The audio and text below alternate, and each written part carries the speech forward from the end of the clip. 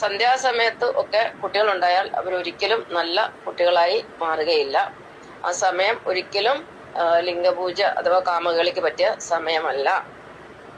അപ്പൊ ഇതിനുശേഷം ആ പരമ്പരയിൽ വന്നവരാണ് ഈ രാക്ഷസന്മാരെല്ലാം. എന്നാൽ അതിഥിയുടെ മക്കളായ ദേവന്മാർ അവരാണ് പിന്നീട് വൈഷ്ണവരാകുന്നത്. ഈ ഹിരണ്യാക്ഷന്റെയും ഹിരണ്യകശിപുവിന്റെയും വർഗത്തിൽപ്പെട്ടവരൊക്കെ പിന്നീട് അസുരന്മാർ അഥവാ ദൈത്യർ അഥവാ ശൈവരായി മാറുകയാണ് ചെയ്യുന്നത്.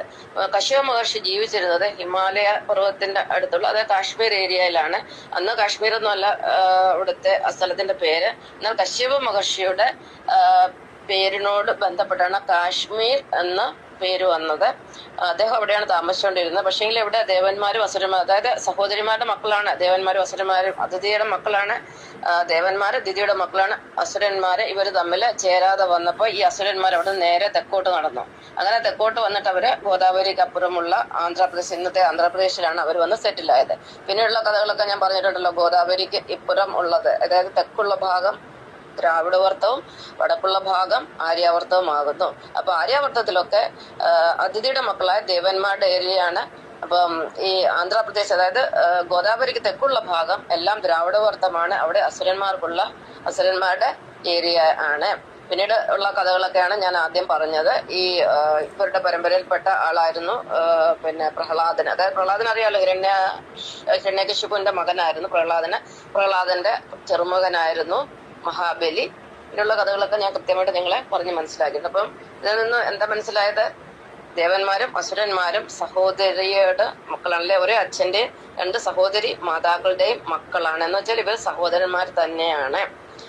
ഇനി നമുക്ക് ഇത് നമ്മുടെ ഭാരത ഖണ്ഡത്തിൽ നടന്ന കഥയാണ്. ഇതേപോലെ ഇതേ സമയത്ത് തന്നെ എബ്രാഹിമിക് മതം അതായത് പാശ്ചാത്യ രാജ്യത്തും ഇതേപോലെ തന്നെ സംഭവം നടന്നു.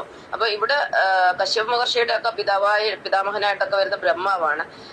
എന്നാൽ പാശ്ചാത്യ ദേശത്ത് അതായത് പടിഞ്ഞാറൻ ദേശത്ത് എബ്രഹാമാണ്. എബ്രഹാം എന്ന് പറഞ്ഞാൽ എബ്രഹാം എന്നുള്ള വാക്ക് നമ്മൾ ABRHAM എന്ന് എഴുതി കഴിഞ്ഞാൽ അതിന്റെ അക്ഷരങ്ങൾ അങ്ങോട്ടും ഇങ്ങോട്ടും മാറ്റി കഴിഞ്ഞാൽ അത് കറക്റ്റായിട്ട് ബ്രഹ്മ എന്ന് വരും.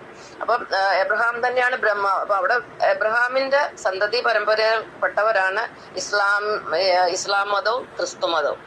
ആ കഥ ഇതുപോലെ ഏകദേശം സിമിലർ ആണ്. എബ്രഹാമിന്റെ ഭാര്യയാണ് സാറ.